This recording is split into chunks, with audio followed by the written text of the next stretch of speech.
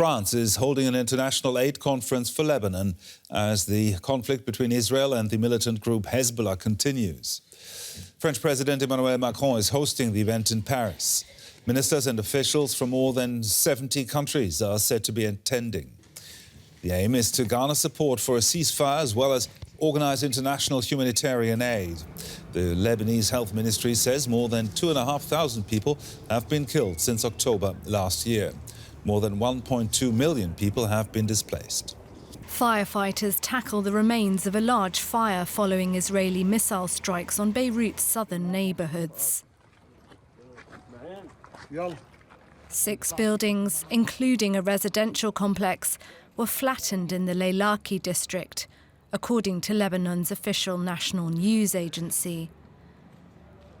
The attacks took place just hours before the start of a conference in Paris to drum up more international aid for Lebanon.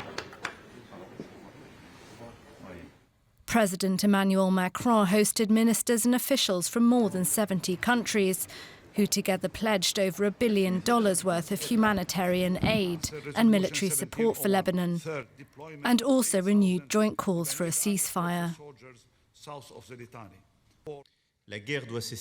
The war must end as soon as possible. There must be a ceasefire in Lebanon. More damage, more victims, more strikes will neither put an end to terrorism nor ensure the security of all. Despite the pledges by international leaders, Beirut's residents just want the fighting to stop. We don't need France's money or money from any other country. We just want them to end the war. What's the benefit if we rebuild, but the Israelis come back to destroy things again? There are people on the streets, no one cares about them. Some of them have nothing. I just saw someone sleeping on the street and no one brought him even a loaf of bread. Where's this aid? Where does it go? I don't understand. Meanwhile, the war continues. Smoke plumes were seen rising from Lebanon's southern border as Israel continues its fight against militant group Hezbollah. Let's pick through some of these points with Natasha Hall. She's a Middle East analyst at the Centre for Strategic and International Studies in Washington, D.C. Welcome to DW. Could we start with the point made rather eloquently by the lady at the end of that clip? What is the point of pledging and spending all those millions, billions of dollars in Lebanon without security? I think it's a great question, and it's something that a lot of people are asking themselves, not just in Lebanon, not just in Syria, but in Gaza and other parts of the Middle East, unfortunately, at this point. We still don't have a ceasefire. We have over 1 million people displaced in Lebanon, and really powerful airstrikes on a daily basis in and around the capital, Beirut. So I think humanitarian aid could be a welcome relief. But I should note that about 200 million of that money that was raised in Paris was also to build up the Lebanese armed forces and train an additional 6,000 troops. So there was a military and a humanitarian component. But again, it sort of remains to be seen how this is really going to help matters if the war continues. The United States pledged $300 million at today's conference, and Washington and Paris, they've both been trying to find a solution to the Lebanon crisis from the start. Does that solution necessarily look the same from both capitals? I would say that there's been a distancing of Macron from Israel, but also from the United States. France has been much more hardline on needing a ceasefire. At this recent conference, he directed a statement to Netanyahu saying that we don't defend civilization by sowing barbarism ourselves, which is quite a strongly worded statement. You also see that that France has much stronger historical and cultural ties to Lebanon and likely wants to play more of a constructive role, while many, I think, in the region and maybe throughout the world see the United States as playing more of a destructive role. You've written that if Israel is not amenable to peace, the United States will need to use its leverage to force a truce. What leverage are we talking about, and why hasn't the US used it yet? Well, the vast majority of weapons that Israel is using comes from the United States. Israel is one of the largest benefactor of U.S. aid in the world. So there's quite a bit of leverage in addition to diplomatic leverage. The United States has provided quite a bit of diplomatic cover to Israel at the UN Security Council as well over many, many decades. So there's a lot of leverage there. I mean, the reason that it is likely, or the Biden administration in particular is likely not using it, is for domestic reasons, and that's a bit scary because essentially domestic politics are dictating our foreign policy in this case, and that's quite dangerous for the United States. And I would say at this current moment in time, while we're just less than 2 weeks away from a U.S. election, I think it's also going to be very challenging for a lame duck president to push anything on Bibi Netanyahu in Israel.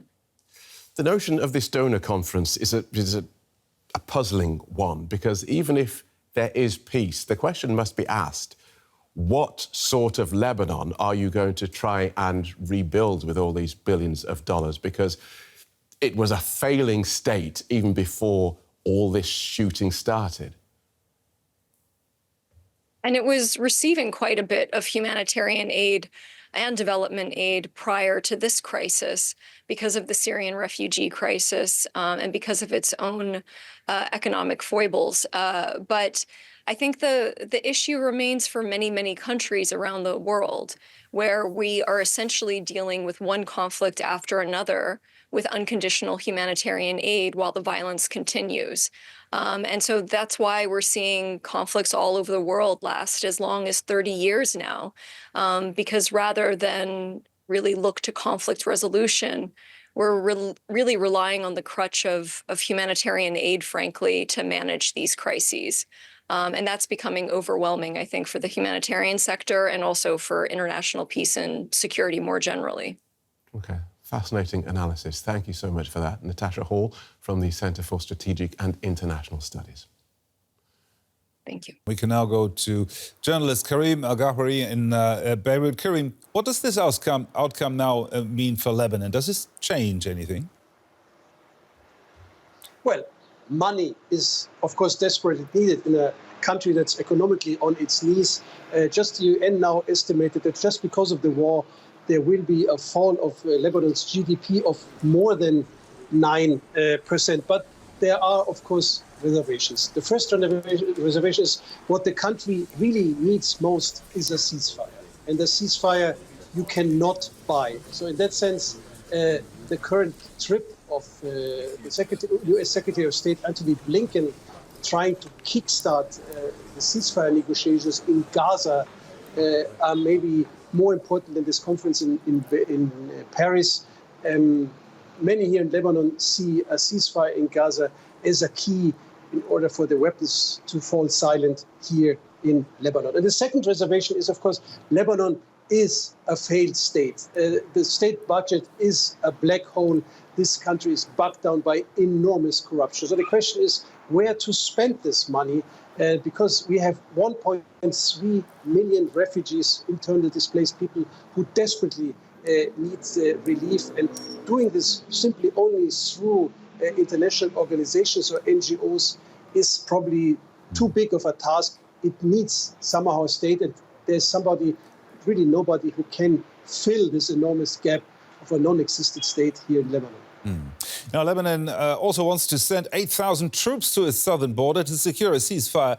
Would that actually be a viable solution, you reckon? Well, not only this, the Paris conference also said that they want to send 200 million euros or dollars to better equip the Lebanese army. That's, of course, something that is needed. The army is under-equipped. The army is underpaid. But I think you cannot see the army really here as a quick fix to the problem.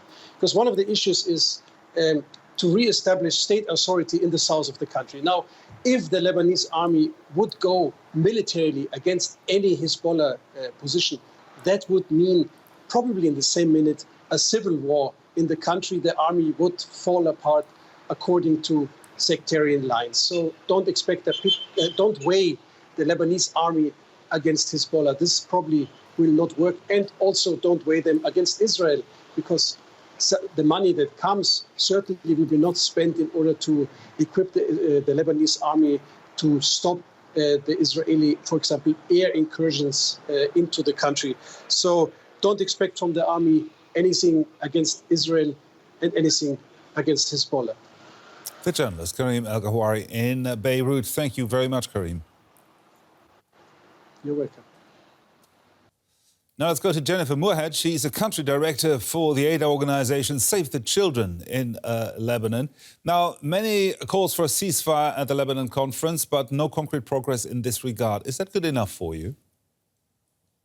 It's definitely not good enough for us, nor the families and the children that we work with. Every day when we are talking to kids and the parents that we are reaching with our programming, all they are talking about is the need for a ceasefire, the need to go back home. It is definitely the top on everyone's mind, and certainly, as your correspondent just mentioned, the ceasefire needs to be regional. We are within a regional context, and what's happening in Gaza feels very real, very relevant here in Lebanon today. Now, the Paris conference has also raised close to €1 billion for Lebanon, according to the host. Would this amount cover the needs, you guess? Well, the UN humanitarian appeal that is reflecting what we need to do in order to reach the first million most vulnerable is we estimated to be around 426 million. The cost of repair and recovery is going to be exponentially higher.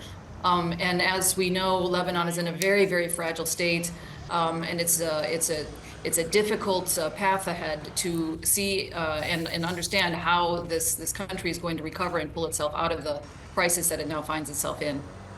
Now, we know that children are disproportionately affected in any armed conflict. How does this apply to the war between Israel and Hezbollah? Yes, children, as always, bear the brunt of every conflict, and here it's no different. The 1.2 million people that were displaced in the first couple of days of the escalation of this conflict, 420,000 of those are children. Most significantly for kids, the kids of school age, 1.5 million of them or so are out of school because of the conflict and because so many of the public schools are being used as shelters. This further pushes back a child's ability to recover from the overall trauma of this conflict. So the requirement, the need for children to be back in school, to be back in a regular routine is very difficult to foresee. Children's mental health has been significantly impacted, of course, like it always is. Kids talk about being so afraid. Every big sound makes them jump.